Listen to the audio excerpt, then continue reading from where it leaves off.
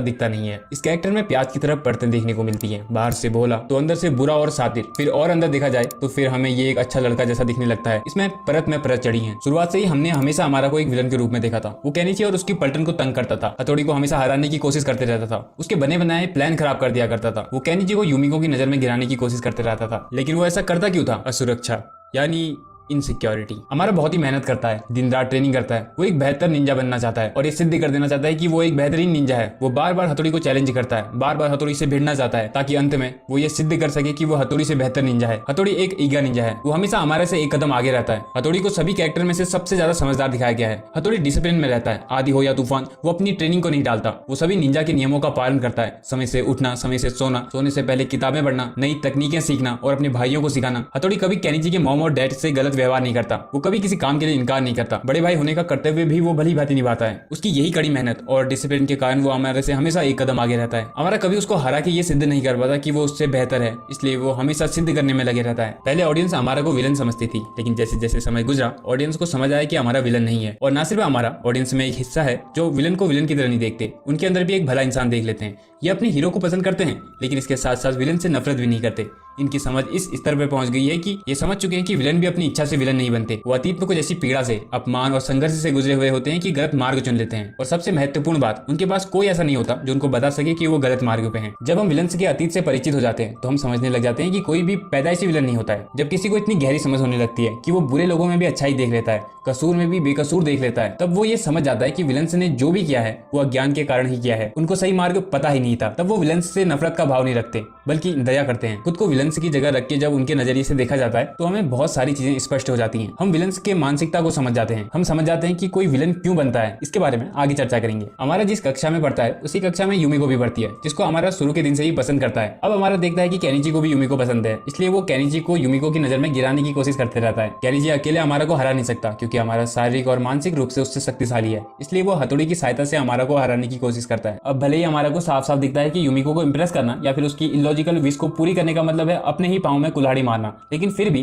प्यार में अंधा इंसान लॉजिक को तो निकाल फेंक इलॉजिकल विशेष को पूरी करने में लगे रहता है। अब ऐसा नहीं है कि हमारा प्यार में पूरी तरह अंधा है। उसको यूमिको पसंद है, लेकिन एक लिमिट तक। वो शहर के कोलाहल में भी अपनी निंजा वाले नियम कानूनों को नहीं भूलता। कई बार हमें ये देखने को मिलता है कि भले यूमिको उससे नाराज हो जाए, लेकिन फिर भी वो अपनी निंजा वाली जिम्मेदारियों को निभाता है, जैसे कि किसी की जान बचाना या फिर चोर को पकड़ना। जैसे एक एपिसोड में चोर को पकड़ना था और यूमिको अमारा के साथ थी। अमारा समझ गया था कि अभी निंजा बनने की जरूरत है, लेकिन यूमिको के साथ रहते ऐसा नहीं हो सकता था, इसलिए हमारा यूमिको के सामने पेट दर्द का बहाना बना देता है। भले यूमिको अमारा को डरपोक कहती है, लेकिन हमारा कुछ नहीं बोलता और निंजा बन के चोर पकड़ने को चले जाता है। हमारा के लिए यूमिको इंपोर्टेंट है, लेकिन खुद से या निंजा कानून से ज्यादा नहीं, इसलिए वो निंजा तो अच्छा है। हमारा को थोड़ा खुरापती बुद्धि वाला दिखाया गया है। वो टेक्नोलॉजी के साथ चलने वालों में से है। वो निंजा टेक्निक्स में साइंस को जोड़कर नए नए तरीके ढूंढता है हथौड़ी को हराने के लिए। हमारा गांव से शिक्षा प्राप्त करने आया है। वो एक किराए के फ्लैट में रहता है। वो जिस फ्लैट में रहता है उसी फ्लैट में उसके साथ निंजा बिल्ला भी रहता है, जिसका नाम कियो है। कियो हमारा का बहुत ही अच्छा पार्टनर है। वो भी हमारा की तरह ही बहुत शरारती है, जिस कारण उन दोनों की वाइफ्स मैच होती हैं। कियो हमारा का क्राइम पार्टनर है, और ना सिर्फ क्राइम पार्टनर, एक तरह से कहें तो वो हमारा का सेवक है। हमारा उसको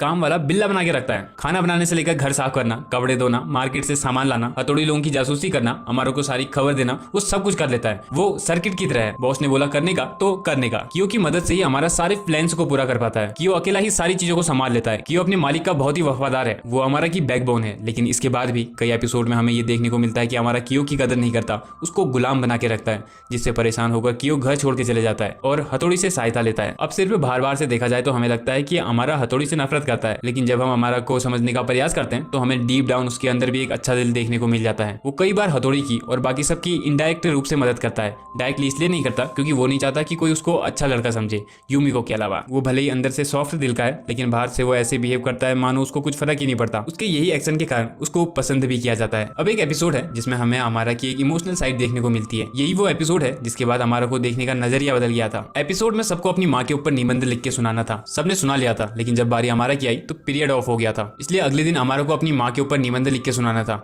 हमारा इस बात से परेशान था क्योंकि वो अपनी माँ से बहुत समय से नहीं मिला था। उसको अपनी माँ की याद आती थी और ऐसे में अगर उसने निबंध पढ़ा तो वो रो पड़ेगा। हमारा में थोड़ा ज्यादा ही ईगो इश्यू है और वो अपने आंसू नहीं दिखाना चाहता, इसलिए वो निर्णय लेता है कि वो कल स्कूल ही नहीं जाएगा। रात को हमारा अपनी माँ को याद कर रहा था, जिस कारण वो सपने में अपनी माँ को देखता है। वो देखता है कि वो गाँव गया है जहाँ वो अपनी माँ को पुकारते हुए उनके पास जा रहा होता है। उसकी माँ एक नदी के किनारे थी। जैसे ही वो हमारा को देखती है वो खुश हो जाती है। हमारा अपनी माँ को गले लगाते हुए बोलता है कि मुझे आपकी आपकी बहुत याद आ रही थी। अगले दिन हथौड़ी अमारो को जबरदस्ती स्कूल पहुंचा देता है, जहाँ क्लास में सबके सामने उसको निबंध सुनाना था। सब उसके निबंध का इंतजार कर रहे थे। तभी हथौड़ी निंजा टेक्निक से अमारो को अपनी माँ के ऊपर निबंध बुलवा देता है। ये निबंध इतना इमोशनल था कि सब लोगों की आंखों में आंसू आ जाते हैं और टीचर अमारो को निबंध प्रतियोगिता का विजेता चुन लेते हैं। बाद में अमारो को सब लोग घेर लेते हैं और उसकी बहुत तारीफ कर रहे होते हैं। वहीं कियो हथौड़ी के पास एक पर्ची लेकर आता है जिसमें अमारो ने हथौड़ी से धन्यवाद कहा था। ये चीज फिर सिद्ध कर देती है कि अमारो बाहर से जैसा भी है लेकिन अंदर से एक अच्छा लड़का है। अमारो अकेले ही फ्लैट में रहता है, खुद ही खाना पीना और अपना खर्चा निकालता है। वो कभी हार नहीं मानता है। वो खुद से शहर नहीं आया है बल्कि उसकी माँ ने उसको शहर भेजा है ताकि वो शिक्षा प्राप्त करके एक कामयाब इंसान बन सके। अमारो एक मेहनती निंजा है। वो हथौड़ी से नफरत नहीं करता, वो बस उसको हरा के ये सिद्ध कर देना चाहता है कि वो एक अच्छा निंजा है। हर एपिसोड में देखना वो बस खुद को सिद्ध करने की कोशिश कर रहा होगा। अमारो बार बार हार के और ज्यादा मजबूत बन के आता है और जिस दिन अमारो इतना समझदार हो जाएगा कि खुद को सिद्ध करने के लिए उसको किसी को नीचा दिखाने की या नीचे गिराने की जरूरत नहीं पड़ेगी, उस दिन वो जीत जाएगा। उसी दिन वो एक काबिल निंजा बन जाएगा। हमारा अच्छा है या बुरा, इसको ऐसे समझो, हम सब अच्छे और बुरे से मिलके बने हैं। जब हम किसी की अच्छी साइड को देखेंगे तो हम उसको अच्छा समझेंगे, वहीं जब हम उसकी बुरी साइड को देखेंगे तो हम उसको बुरा समझेंगे। जो थोड़ा कम समझ वाले होते हैं वो सिर्फ एक एक्शन से या आदत से पूरे इंसान को जज कर लेते हैं, लेकिन जो समझदार होते हैं वो ये जानने का प्रयास करते हैं कि किसी ने ऐसा क्यों किया है। कोई भी व्यक्ति अच्छा या बुरा नहीं होता, ये उसकी आदतें हैं जो उसको अच्छा या बुरा बनाती हैं। इसमें प्रकृति के 3 गुण काम करते हैं, सात्विक, राजसिक और तामसिक, जिसके बारे में फिर कभी बात करेंगे। तो अगर तुम्हें किसी को क्रिटिसाइज भी करना पड़े तो उसकी आदत को या उस एक्शन को करना, ना कि पूरे इंसान को। तो एक ही घटना किसी के लिए अच्छी हो सकती है तो किसी के लिए बुरी। जैसे मेरे पाँव में चोट लगी, एक घटना हुई, जो मुझे अपना मानते हैं उनके लिए ये चीज बुरी है, वहीं जो मुझे अपना दुश्मन मानते होंगे उनके लिए ये चीज अच्छी होगी। तो ये घटना अच्छी हुई या बुरी, वास्तव में ये घटना ना अच्छी है ना बुरी, ये सिर्फ एक घटना है। जिस भी चीज को आप अपना मानोगे या उससे जुड़े होंगे